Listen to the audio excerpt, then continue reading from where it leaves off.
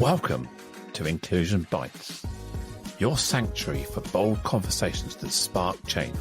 I'm Joanne Lockwood, your guide on this journey of exploration into the heart of inclusion, belonging, and societal transformation. Ever wondered what it truly takes to create a world where everyone not only belongs, but thrives? You're not alone. Join me as we uncover the unseen, challenge the status quo, and share stories that resonate deep within. Ready to dive in? Whether you're sipping your morning coffee or winding down after a long day, let's connect, reflect, and inspire action together.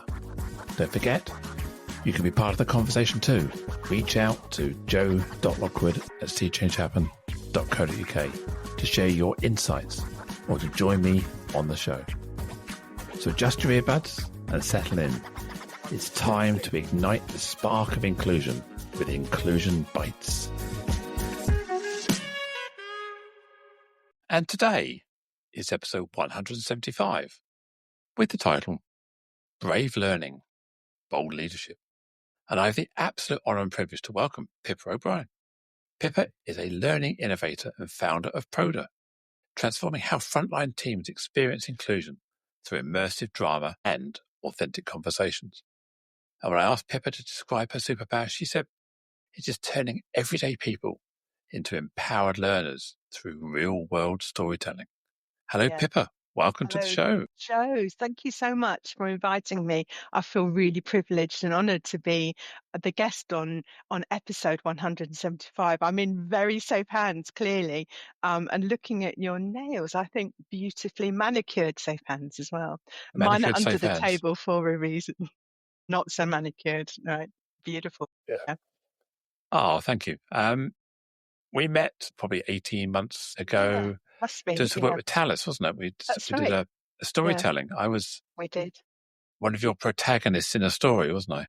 Yes, definitely. And then we took that input and we used it for some drama where we showcased what allyship should and could look like and involved the learners in feeding lines to the actors so they could be really fully immersed and involved in the story as well. Yeah.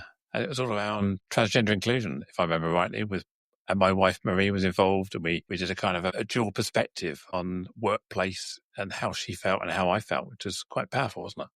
It was really powerful. And I think one of the lessons that organisation took from that session was, yes, it could be transgender. It could be any other situation that somebody is facing in their life, and that there's no playbook out there that covers every possible scenario that could be going on in somebody's life. And actually using your and Marie's story, if you like, to set the scene was so powerful and really thought-provoking. And then in the drama, we flipped it and we had the actor from memory. The scenario that I'd written was a gay couple where one of the members of the one partner in that partnership wanted to transition. That was the way that we flipped it. And actually, you never know what's going on for people. People show up for work. They do the best that they can in the moment. And what's under the surface is like this massive iceberg that you just don't see, but it comes out through people's behavior. It's what they say and what they do that gives clues to what's going on under the surface. And quite often that's the time when somebody needs to reach out and say, what's happening? Tell me.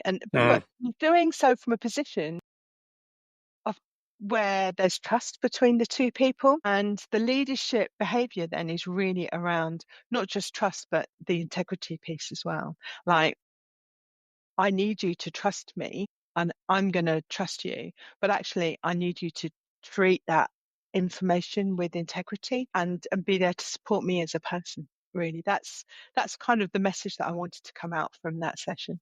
Because we hear that lived experience, talking and stories are really, really powerful, and they are. Yeah. But in my experience, the learning doesn't always occur. I don't go and watch a Netflix or go to the cinema and hear these powerful stories, whether they're real drama or interpreted, and always take learning away from them. So what we're going to try and do is take a two-dimensional story and create rumination, creating firing points in our brains. And that's where the experiential, the storytelling with interaction kicks in, isn't it?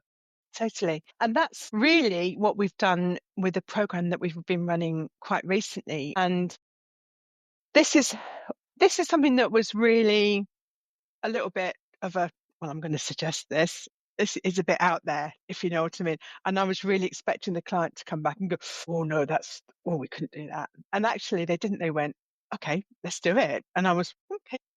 So a bit surprised, but also really honoured that they had trusted me to do a great job for them. And not just me, but my whole team, the whole team here at Poda. And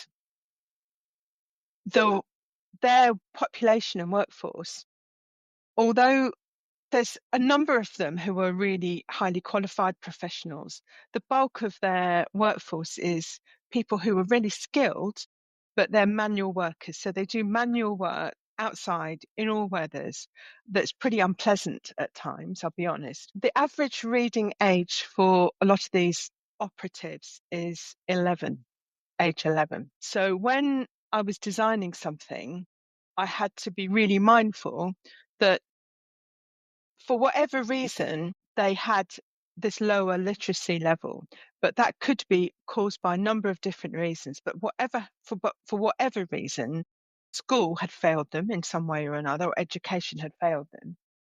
So putting them in a classroom environment with them, and here's slide 199, which just describes the Equality Act of 2010. Probably wasn't going to be the real way forward for this audience. So what we designed was a program where from the moment they arrived, they were immersed into a real life drama, if you want to call it that. And we had the characters in the drama welcoming them. Oh dear, my words got a little bit mumbled up there. Mumbled up. Inviting them and welcoming them and still can't say it, welcoming them to the session, and then allowing them to observe a meeting where there was some extremes of opinion being expressed. Okay, and what we asked them to do was just listen and then talk about it afterwards. Okay, so what did they notice? What behaviours did they notice? What words did they hear? And what did that mean for them? So how did that resonate with them and their own personal experiences? So the lived experiences then came from within the room as much as anything. And we really wanted people who were maybe of a generation, I think like Gen Z, I think is one way to describe them, to talk about how people have made assumptions about them and what they were capable of based on their age. We wanted people to talk about gender. We wanted to talk about people who had and really explore a whole range of labels, really, that people give other people that are really about bias, aren't they? You know, there's nothing else to describe it. Oh, there are this, there are that.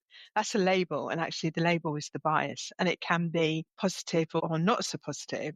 But equally, there's something here around challenging those biases and really reminding people that actually, as individuals and as human beings, we're always looking to confirm biases unless we actively are challenged on them. So the data that sticks is the data that confirms the biases that we already hold and the opinions that we already hold. So, and that's kind of linked to also, and then with these people, we were talking about, well, why is that then? And they were talking about, well, it's social media, isn't it? You know, we had some great discussions around social media, the role of the press, and then moving into allyship and how to challenge up.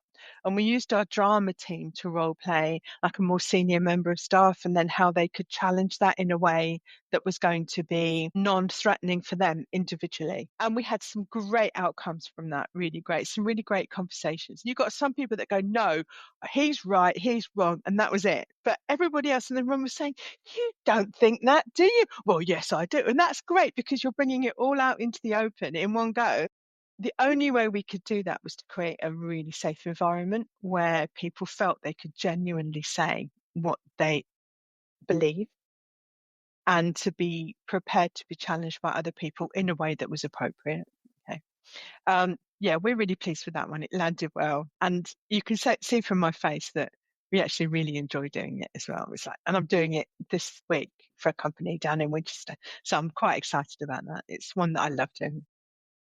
Yeah, I found, I've run a lot of training sessions on inclusive recruitment, inclusive best practice, whatever it may be. And sometimes you walk into the room and you can see people with their arms folded. Yeah, I don't want to be here. This is all a Yeah. bunch of woke nonsense. It's always Yeah. and they have that face on, don't they? And then you do the introductions in the room, Yeah. and I said, "What are you hoping to get out today?" And this person's always kind of making some sort of remark about whatever, because I have to be, whatever. But I find that those people do two things. One is they enlighten the rest of the room as to the importance of why we're here today, because they're doing my job there. They're Yeah. sort of saying, well, Yeah. I haven't got to say there's anti-pushback on this. There's already that person's in the room. But the second thing that happens is this person becomes enlightened, and their change in them is far greater than the change in people who actually get it. So I always come at the end of it. I've had these people come out to me, or at the end of it, I say, "So what have we got out today?" "Oh, I've seen a new perspective, and I never really thought about this." And it's like, you think, "Wow, I've made Yeah. a measurable difference in this Yeah. one person. My job is Absolutely. done." Yeah. Everybody else got it already. All I've done is nudge them a bit. This person here went from being uninformed to being embracing it. You think, wow, how powerful is that? And I think that's what frustrates me sometimes when we have these conversations, and we always end up with the echo chamber in the room, not the people who should be in the room but who aren't. Do you find it's easier to get people in the room when you're doing the storytelling and this is role playing than it would be through traditional training? 100%. And that's regardless of the organizational level, if you like. It's just as powerful at exec level. For example, if we were looking at a DEI program, then we would start at the top, obviously, and really explore, well, why is this so important? But with that team, and then obviously bring in some data at that point, but also more importantly, do something around allyship, because that's their role. That's what they should be doing every single day, is being the ally for people in their organization and making sure that their organizations reflect the communities and the organizations that they serve as well. And when I see so many people who, I'm going to use the example here of back to the office, going back to the office. And you hear so many people at exec level that are saying everybody should work from the office. This is, the people. And actually, when you look at them, there's a certain demographic that says that. And typically they would be male, white, probably over 50.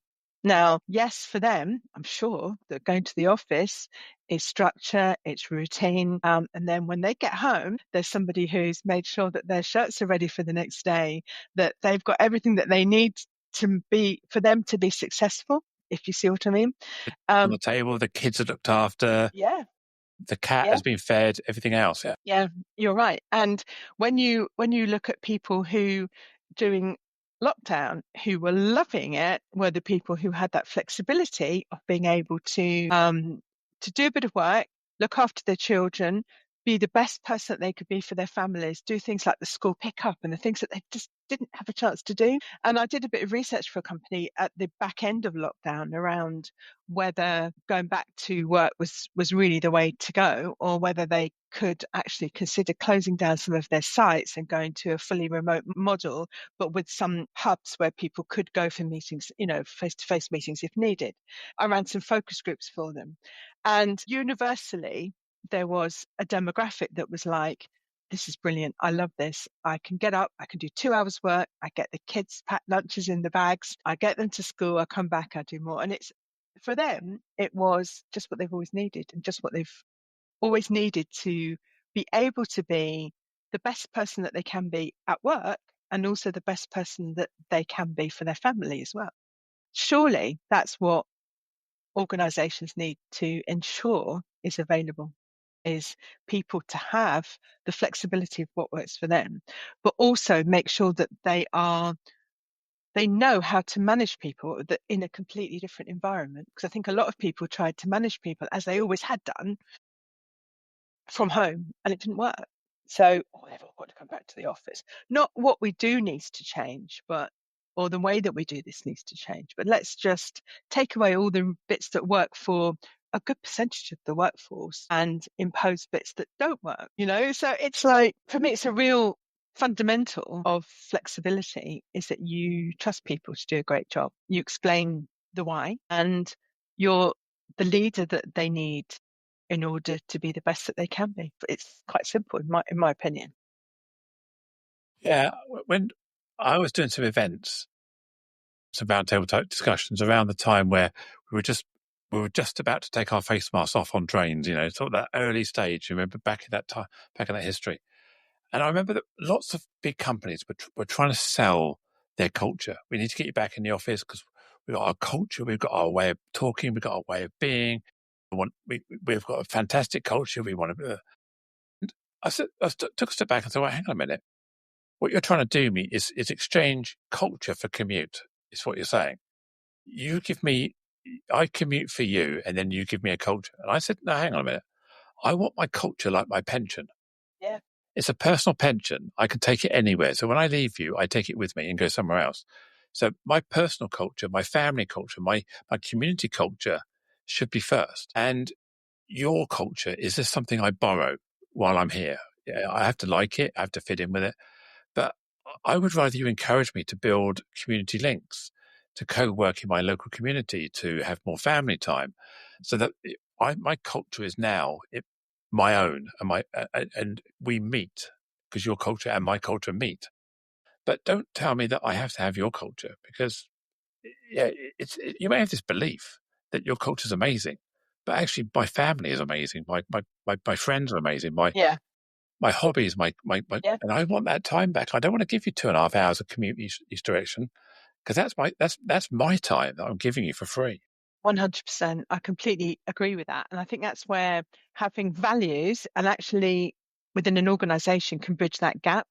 Because if you make values meaningful in people's daily behavior in an organization, that's one way of bridging the gap between the culture and like personal culture and organizational culture, if you want to call it that, because it's making sure that, for example, if you've got a innovation as a value, which a lot of organizations do, then if somebody asks a great idea, oh, I've got an idea, the hand goes up, and then you get, no, that's not going to work, or really, or no, then it's, I would liken that to that whack-a-mole game, that you get in the fun fair with the hammer, and you get the little mole and he sticks his head up like that.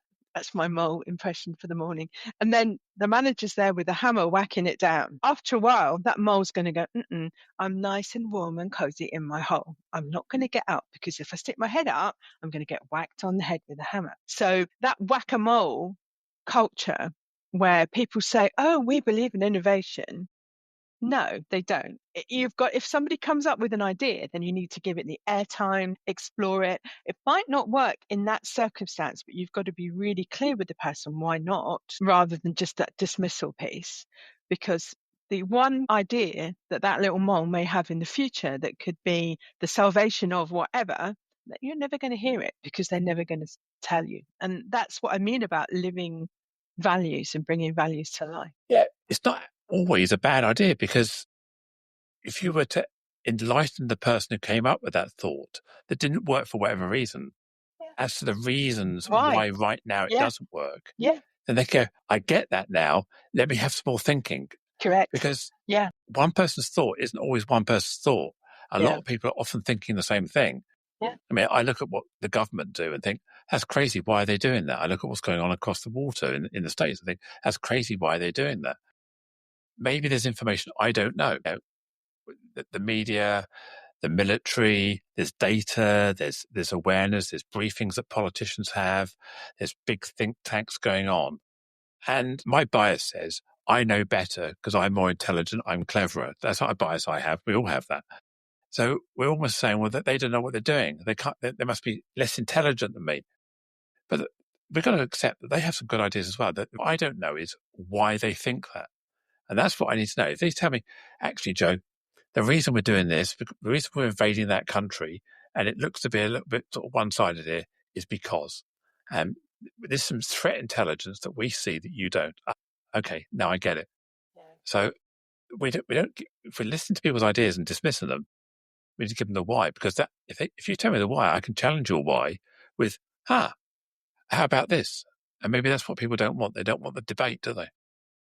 They don't want the debate. And I think also there's this I know better than you syndrome as well, which goes back to trust. And I think, and I know nothing about government, please, but accept what I see and hear and read like everybody else. But equally, what I do know is I struggle to trust people that don't do what they say they're going to do. And if you want people to accept what you say because you know facts and information that can't be revealed, whether that's within an organization or nationally or internationally, globally, you have to prove that you are trustworthy. Because why would you trust somebody that says one thing and then does something else?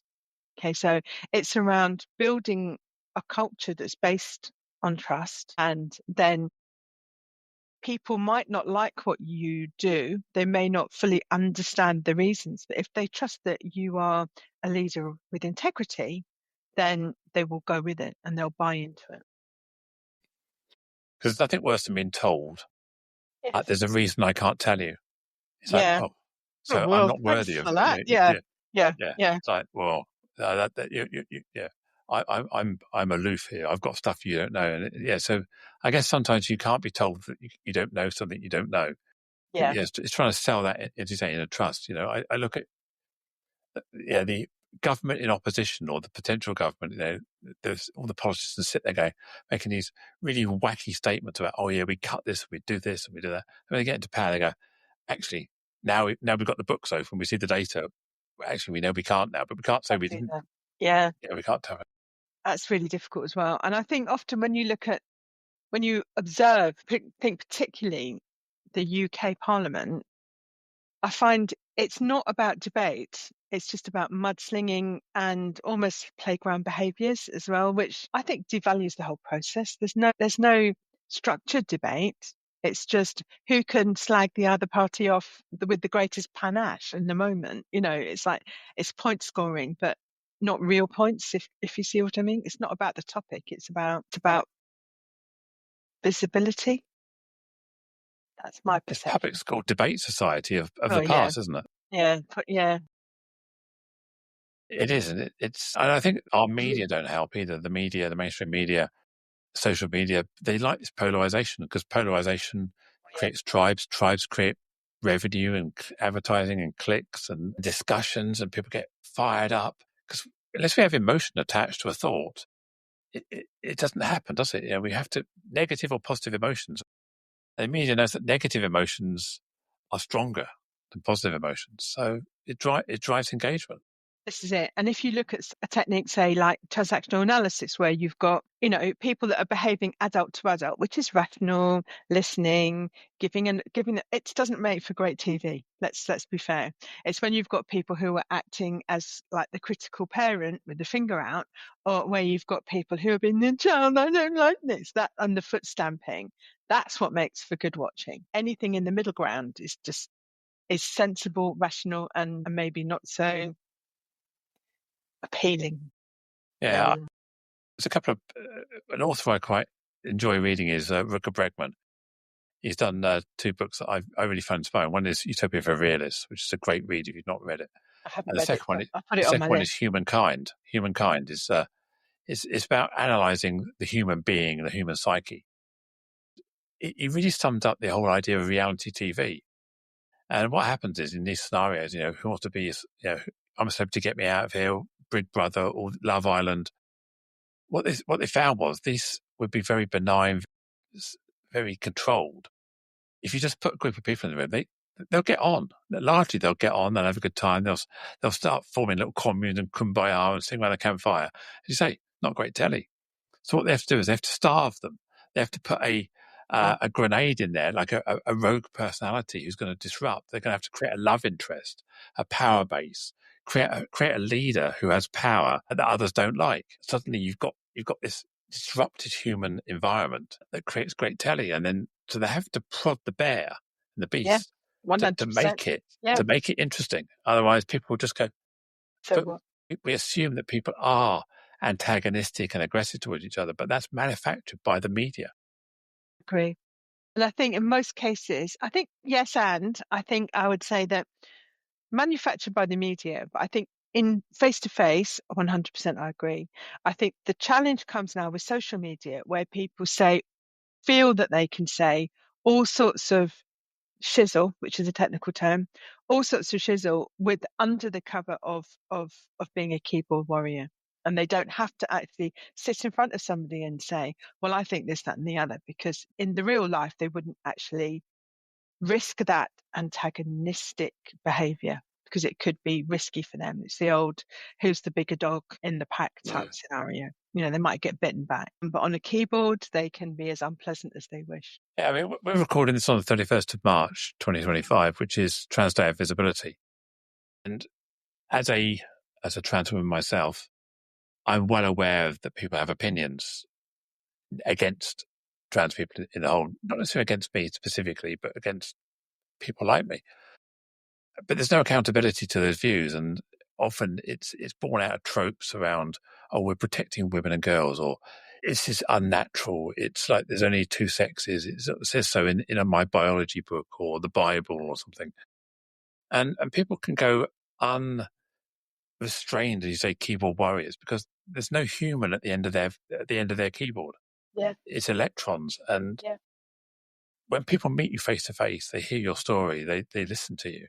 It becomes powerful. But again, as I said earlier, hearing a two-dimensional story doesn't necessarily create change. You've actually got to have that engagement, the why, feel my soul, feel my heart, feel my pain, feel my family, feel my wife's pain. And that's where what you're doing with stories and acting brings it out, doesn't it?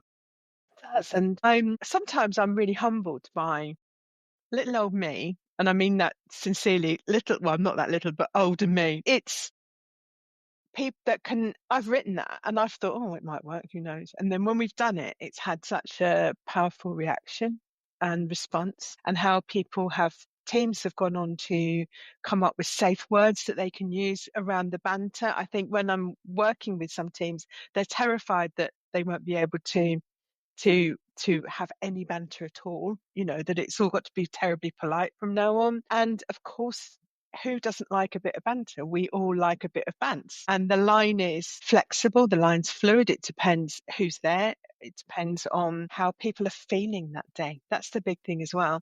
And what else they've got going on in the background. And how well you know each other, what you know about what's inside that iceberg for that person as well. And all of those factors influence people's banter tolerance, shall we say. I think that some of the work that we've done with those teams is around encouraging them to come up with a safe word that anybody can use, where on that day I'm not feeling it and it stops, please. Okay. And that's it. That's full stop. That's no explanation needed. Not having a bad day, are we? Or anything like that. Okay. Oh, somebody's grumpy. None of that. It just stops. And that's it. Which is quite a healthy way to manage it, I think. It's where teams manage their own behaviour. If you like, they're accountable for their own behaviour in that way. Wasn't it Romesh Ranganathan, the British comedian, that tried to come up with the safe word of mate, mate with an elongated eight in the middle. Yeah. So when you hear your mate say something inappropriate, you just go, mate. And that's a code word for too far. Yeah, you've gone too far. Yeah. Well, this one particular organisation that I've been working with, they've gone with not cool. Oh, mate, that's not cool. And then it just stops. Okay, so you could have, mate, it's not cool, but you could even just say not cool. And then that's it. Stops. So that's worked for them. Yeah.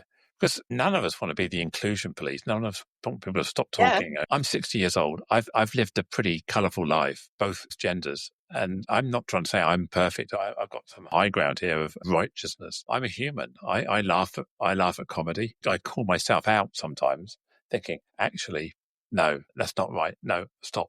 Yeah. It's still funny, but no, it's not really funny. And I think it's just, I think the more we call ourselves out, and also, I'm going to say, appropriate or gently challenge other people as well. The more human we can be about not being the police in this way, the banter police or the inappropriateness police. And my husband, Jerry, who I've been married to Jerry for 6 years now. I know he's Scottish, and when he first came to London, he would often have people say, "Come on, Scotsman, get your hand in your pocket and buy us a drink." And that he found that really annoying because he's probably the most generous person you'll ever meet. Except when I think when you met him, Joanne, he came to your house and he ate all of your biscuits. So he does owe you at least a He couple had of the last packets of biscuit, biscuits. didn't he? He had the He last did. biscuit on the I plate. know, and which I couldn't believe. I was like, if I could have said, "Mate," I would have done then, right?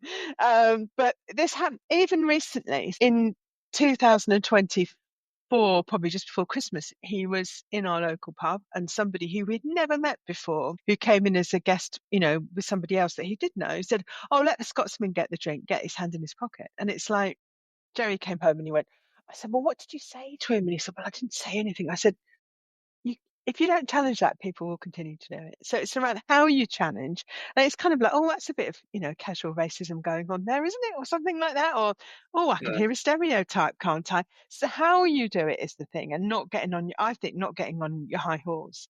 I think in the moment, people may not go, "Oh, you're so right. I'm so sorry," or, "Oh, my bad," but they might think about it afterwards. And it goes, they may reflect on it afterwards and go, "Yeah, maybe that's not appropriate, really." But if we don't say anything, then nothing's going to change.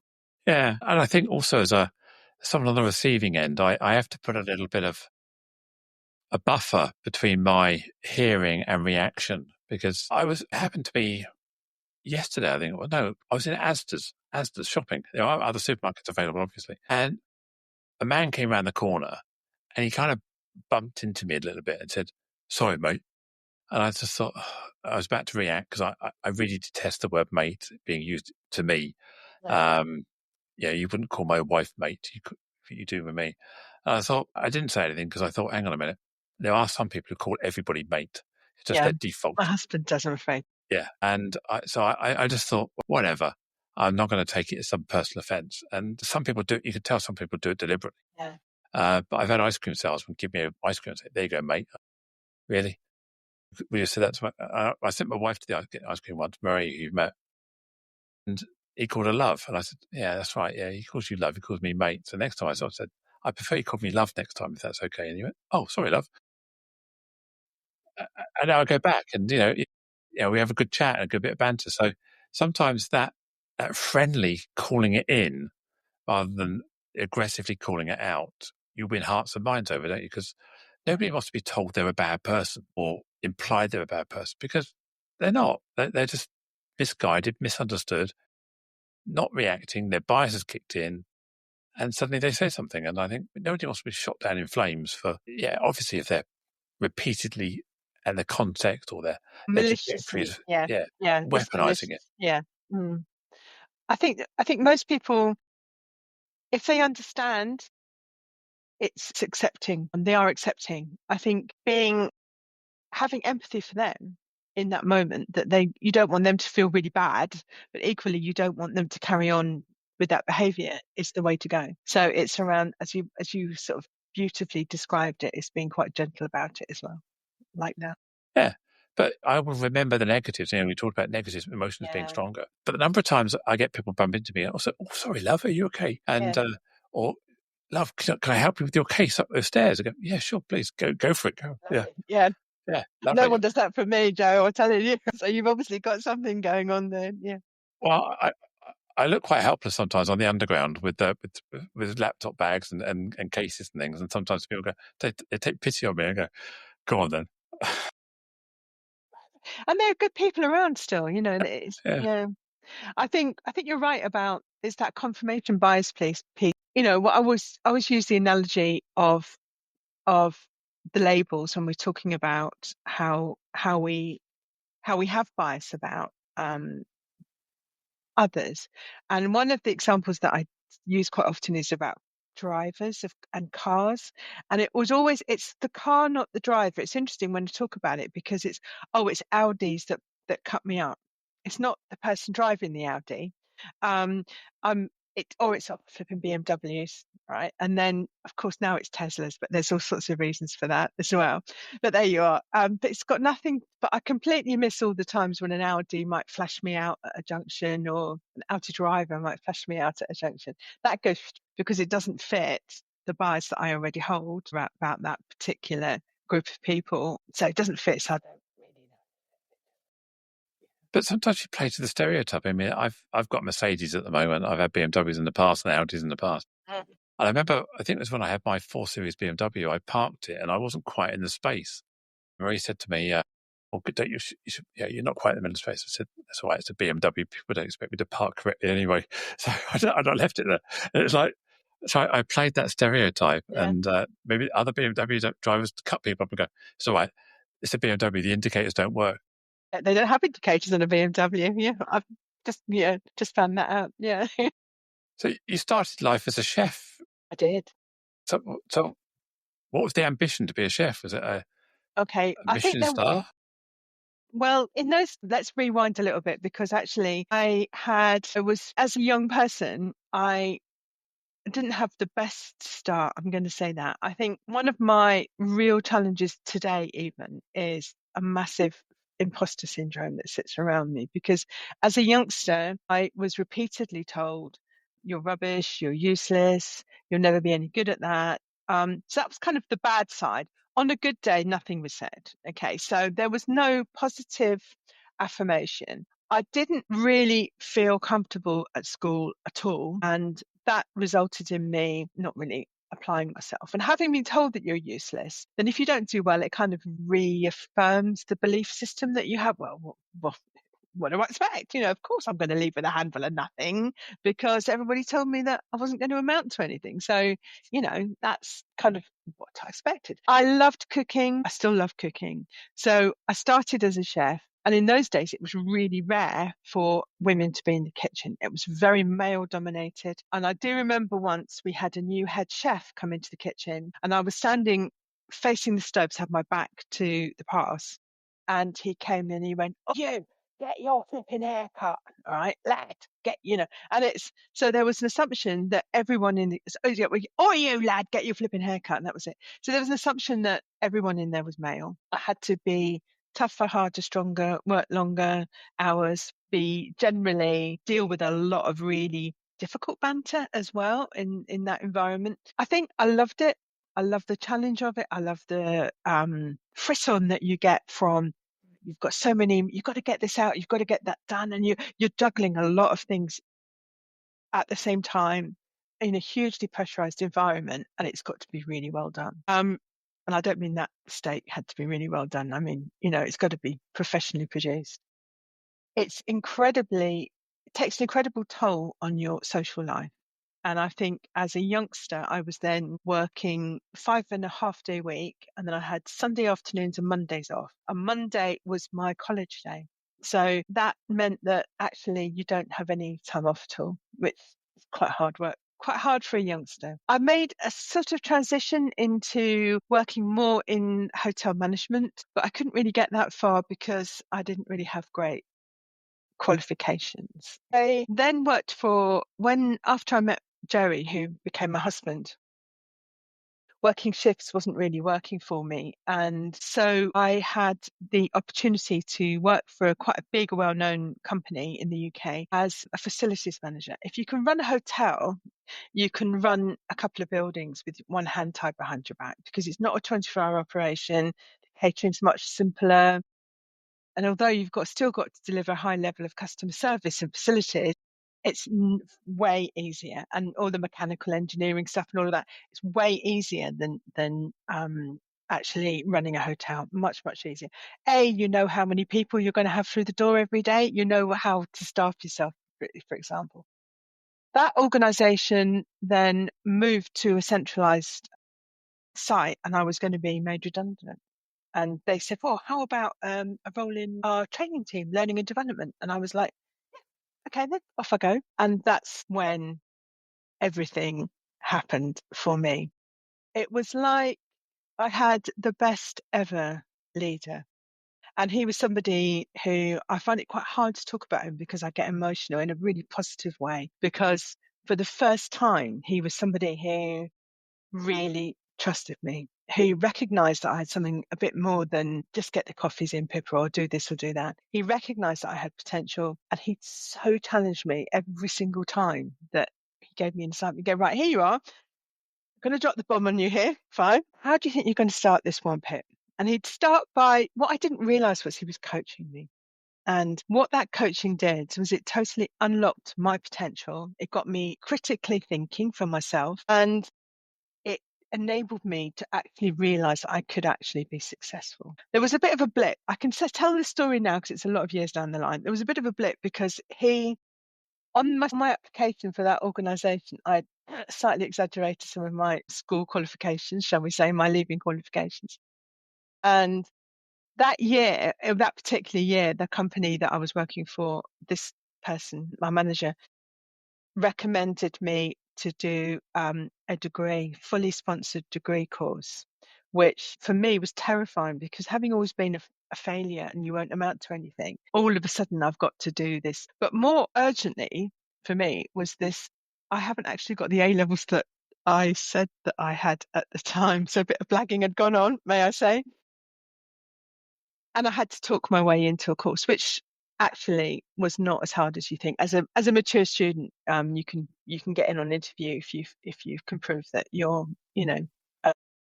Lived experience, yeah. Yes. And I actually did really well. I blew myself out of the water, literally, because I applied all the skills that I'd learned on the job to how to manage the project, which is actually delivering your coursework and getting all of that done. And I was quite surprised at myself.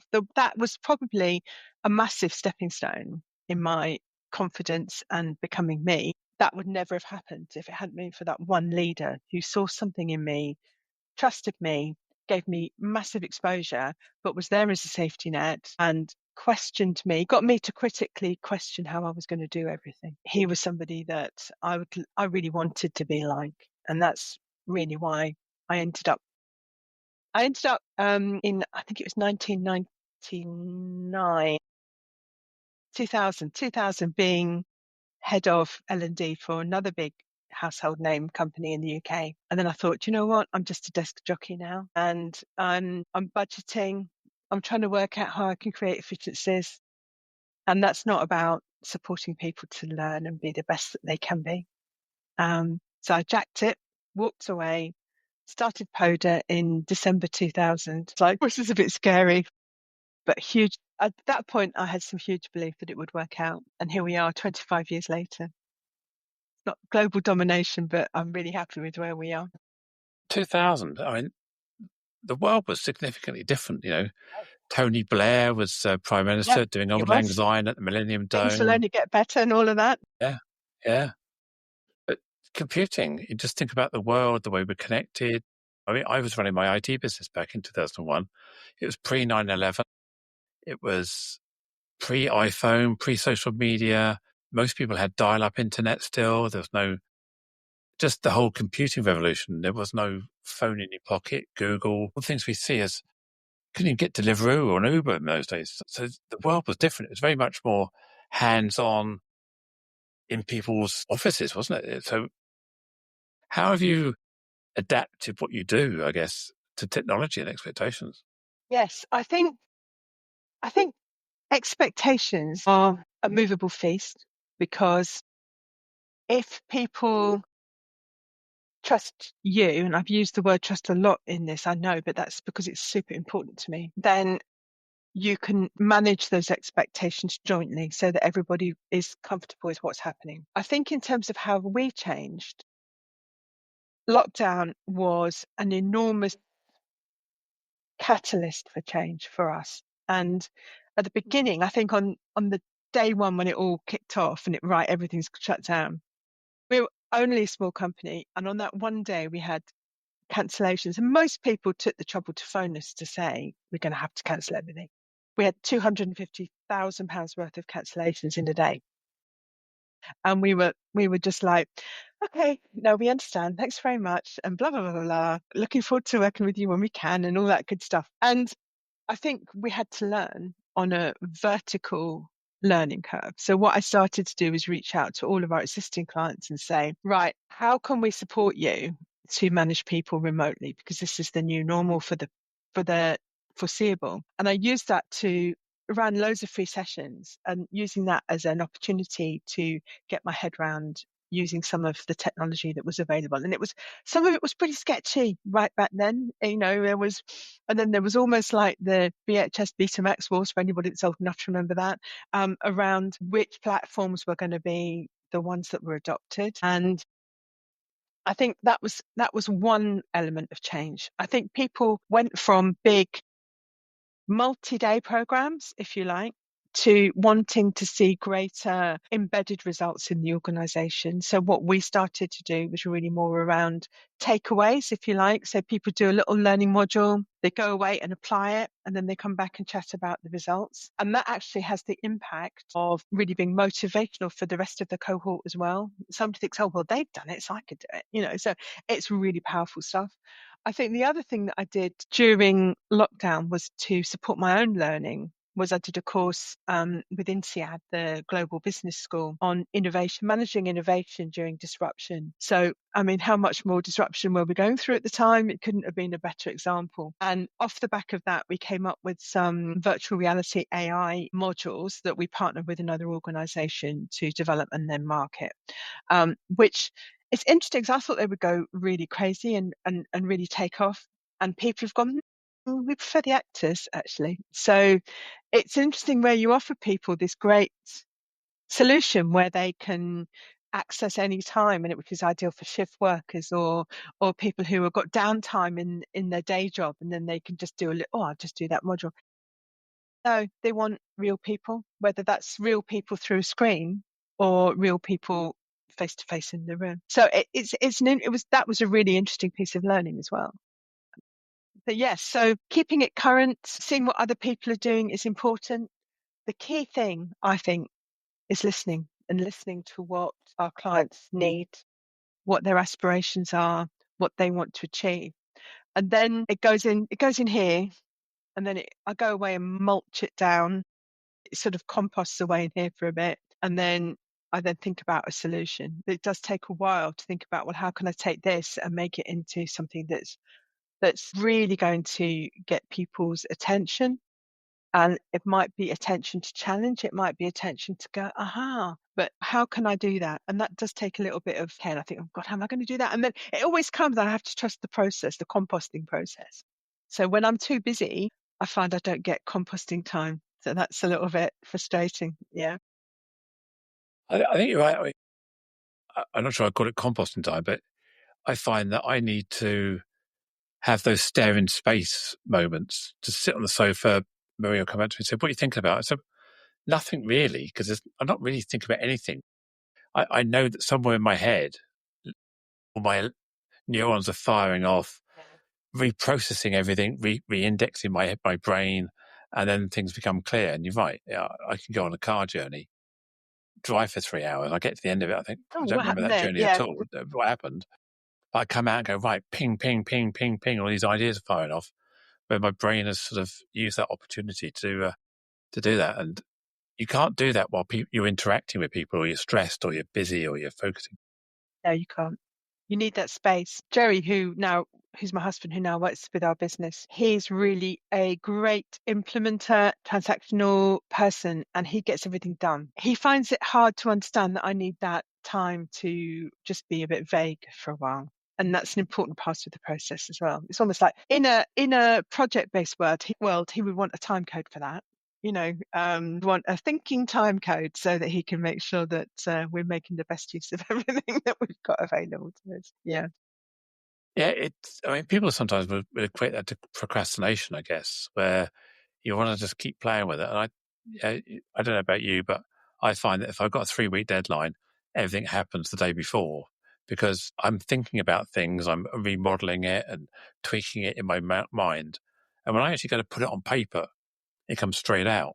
I don't think as I write. I've kind of got the ideation down there, and I need that evaluation time in my brain to get to that point where suddenly now I can do it. That's what we call reflective behavior. And whereas I'm much more of think about it, get something down, and then leave it, and then come back and tinker with it. So I maybe do the tinkering you're doing the tinkering up here, and I'm doing the tinkering in a different way. And sometimes in organizations, there's challenges where if you've got a real activist leader and a reflector team member. Joe, that task to do 10 days ago, and she hasn't even started it yet, and actually you have. It's all going on up here. It's all clicking away up here. So it can cause all sorts of conflicts as well. Yeah. I think it serves me well sometimes, where I don't have to have the world mapped out. Some people need to have their shit together, for want of a better expression. I'm quite happy to go into, I can exist in chaos because I trust my brain to be able to assemble what I need in a moment. The moment is now, make it happen. I know I can trust my brain to do that. Where some people go, well, I can't start until I can start. I've got to have this, all my ducks in a row. I've got to have this planned out. And when I get there, I've got certainty. I can turn up at an event and the organizer can say, well, do you mind if we change everything? And I go, okay, I'm not wedded to it. What are you thinking? And I go, okay, I can do a bit of that, and a bit of this, and a bit of that. That's born from your confidence in yourself. Yeah. Yeah, I guess that's my brain works. But I've been through phases where I needed certainty. But I suppose my IT background, you never knew the result or the answer, because people used to say to me, "Why did it take you 4 days to fix that server?" And you go, "Well, because it was a problem." Well, I said, if it hadn't been a problem, I'd have fixed it immediately. But the problem needs investigating. You need to try different scenarios, different thought processes in order to get to the point of where. So well, I still don't understand, but a problem's a problem because it's a problem. It just is. And how many things do we do every day that aren't actually problems? They just solve first time. And it's easy to say, well, if I'd done the last thing first, but then there are times I'd probably do the last thing first. You just don't realize it, or I don't realize it. And that's experience as well, going being a cut short circuit. And so I guess I've been used to having that analytical mind where you try different scenarios and some of those are happening in your head. And you go, no, have I tried that before? Yeah, I've done that. No, the probability of that, almost like my own GPT in my head, if you like. All these scenarios kick out. So, I guess we all think differently, but that works for me. Yeah, I think that's another piece around supporting people to understand that actually we all approach tasks in different way. And that's equally valuable in teams, that we all approach tasks in different ways. We all think in different ways. Our brains work in different ways. And what collectively we bring is what makes the team successful. And it goes back to a little bit about what I was saying earlier on about people who have got very fixed views about how people should work. Is quite often they're a very fixed and defined group of people. So they're not looking for that richness of diversity within their teams. They want everybody to think like them, be like them, look like them, because that's the right way to be. Yeah, and also when we're delivering training, we have to recognise that as well, don't we? We have to fire the neurons in different ways for different people. Yeah, totally, 100%. I love it. I'm still loving it now. I'm 64 next month. Well, in fact, this coming month, very soon. It's 31st of March to April. I can't keep going forever, obviously, but what I say is, as long as I'm still relevant, I'll be continuing. I couldn't imagine retiring, really. So it's. I saw a keynote from Lindsay at 55 Redefined the other day, and she's talking about the ageism is the next barrier. I've read that as well. Yeah. And when we look at the workforce, millennials will turn 50 in 6 years' time, I think. Yeah. So the bulk of our workforce will suddenly become over 50 because our population is shrinking. Now, women have to have 2 points, I think, children to create a sustainable population. And women are giving birth at the rate of 1.2 or something. I can't remember the exact figure she said. So basically, our population and the global population is now shrinking. So Gen Alphas and Gen Zs will be the smallest cohort for many, many, many generations. So we have to start investing in our 50s, our Gen Xers, even our boomers still, and our millennials. So we have to find a career that lasts us into our 80s because we can't afford to retire. Retirement was meant to be 5 years and then you die. It's now seen as a 40-year birthright. You retire in your 60s, live to your 100. And unless we've got a mega pension, which my generation just don't have mega pensions anymore. I think that's another reason for keeping going is the financial one. But equally, I don't feel ready. I don't feel ready to stop yet. I'm still reading things and get excited about things. And as long as I'm still getting excited, then it's got to happen, hasn't it? Yeah, I'm excited too. I think I see innovation every day. I mean, see AI coming on board. We see internet and technology and computing getting faster and phones and the attitudes of people. You think, well, there's so much more to do. And I think going back to what we talked about earlier about working from home, working from the office, I don't feel that I have to exhaust myself commuting, traveling, being a slave to someone else's culture and environment. I create my own culture. I feel very empowered to have this gig economy, this multi-career, multi-idea entrepreneurial, make money in different directions. So I can keep my brain firing on different things and not feel I'm in this trudge. When people say, "Oh, I'm looking forward to retiring next year," I think, to do what? I completely agree with you. And you know what? Nothing disappoints me more is when I meet people and they are moaning about their job, the organizations that they work in, and everything about it. Any change that's going on, colleagues, how they're being managed. I said, well, why don't you do something else? Why don't you leave? Oh no, I can't do that. Well, why not? Well, pension in 7 years. It's like, so you're going to completely burn the next 7 years of your finite resource of life doing something that for a third of your week you clearly hate. And if you clearly hate it, you're not going to be doing the best job. May I say that as well? Because you might be doing an adequate job, or they might be doing an adequate job, but they're not going to be doing the best work. So how can people waste their life? That's what I don't understand. It's like the old adage, if someone says they're too busy, it means it's not a priority. Yeah, absolutely. Yeah, you've always got time to do something you want and you enjoy and that And you you're value. interested in. Yeah. So maybe if you're thinking, I need to retire from what? Which part of what you're doing do you want to retire from? Yeah. Do you want to retire from being engaged and passionate and creative? No, you don't. You want to be retired from being told what to do, to commuting, to being a slave, to getting up at 5 a.m. to jump on it. Yeah, great. Well, retire from that bit, but find yourself a passion and purpose. Otherwise, you'll just be floating around, having arguments at home, kicking the cat, getting bored. I've got time to go on holiday. I've got time to wake up at 8 o'clock in the morning, have a lay-in, do what I want to do, work with clients, not work on Friday afternoons. I've got time to do what I need to do.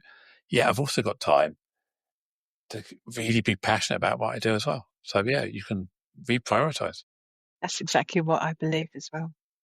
There we are. Full alignment. Love it. And that's the future of work is that. That's the future of work. Agreed.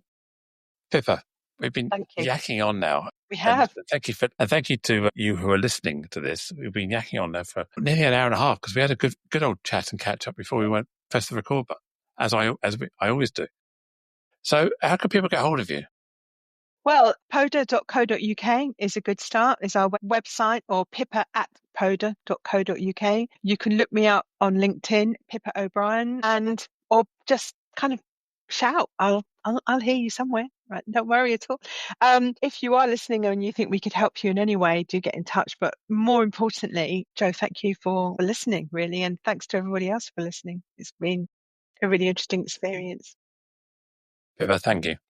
Thank you. Take care. That was great. Thank you. Oh, that was interesting. It says refresh the page to the problem persist. As we bring this conversation to a close, I want to express my deepest gratitude to you, our listener, for lending your ear and heart to the cause of inclusion. Today's discussion struck a chord. Consider subscribing to Inclusion Bites and become part of our ever-growing community, driving real change. Share this journey with friends, family, and colleagues. Let's amplify the voices that matter. Got thoughts, stories, or a vision to share? I'm all ears. Reach out to jo.lockwood@seechangehappen.co.uk and let's make your voice heard. Until next time, this is Joanne Lockwood, signing off with a promise to return with more enriching narratives that challenge, inspire, and unite us all. Here's to fostering a more inclusive world, one episode at a time. Catch you on the next bite.